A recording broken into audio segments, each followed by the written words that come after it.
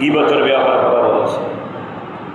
ওয়াহজারুল গীবাতা ফাকাদ ক্বালা সাল্লাল্লাহু আলাইহি ওয়াসাল্লাম লা ইয়াদখুলুল জান্নাতা নাম্মাম ওয়া মান সাআ ফি মাযালিমিল ইবাদ সাল্লাল্লাহু আলাইহিল হাইয়াত ফি কবরিহি ওয়াল আফাইয়াল ইযাম।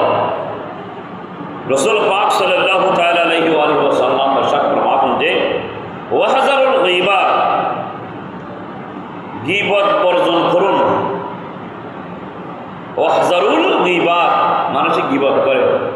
আল গীবাতু আশাদ্দু মিনাজ জানা, গীবত এমন একটি জিনিস যেটা জানার চেয়ে খারাপ। জানা সম্পর্কে আপনারা সকলে অবগত আছেন, তাহলে গীবতটা করা যাবে না। এমনকি মৃত্যু বা ইন্তেকাল হয়ে গেলে তার বস্তু যখন বক্ষণ করা হারাম, সুতরাং গীবত করো আমাদের জন্য হারাম।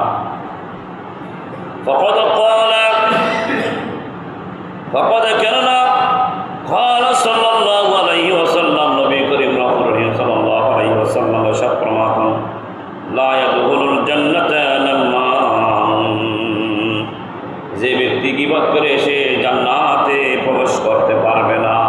নাউযুবিল্লাহ। যারা গীবত করে তারা কোনোদিন জান্নাতের খোঁজও পাবে না। আসেন, ওয়ামান সাআ ফি মাযালিমিল ইবাদ সাল্লাল্লাহু আলাইহিল হাইয়াত ফি কবরিহি ওয়াল আফাইয়াল ইযাম। আর যে ব্যক্তি বান্দাকে জুলুমে পতিত করার চেষ্টা করে, কোনো ব্যক্তি অপর ব্যক্তিকে জুলুম করার চেষ্টা করে, ফি কবরি ওয়াল আফিয়াল ইযাম সাল্লাল্লাহু, আল্লাহ তাআলা ফি কবরিহি, আল্লাহ তাআলা তার কবরে, কবরের হাইয়াত, সাল্লাল্লাহু আলাইহিল হাইয়াত, যারা জুলুমের প্রচেষ্টা করে, চেষ্টা চালায়, এক বন্ধু আপন বন্ধু কি অথবা এক ভাই আপন ভাইকে, তো কি করবে রব্বুল আলামিন? সাল্লাল্লাহু আলাইহিল হাইয়াত, আল্লাহ তাআলা ফি কবরিহি, তার কবরে, তার কবরের উপর সাপ, বিরাট বিরাট অজগর, ওয়াল আফিয়াল ইযাম, বিরাট বিরাট অজগর সাপ তার কবরের মধ্যে চাপিয়ে দিবেন। নাউযুবিল্লাহ।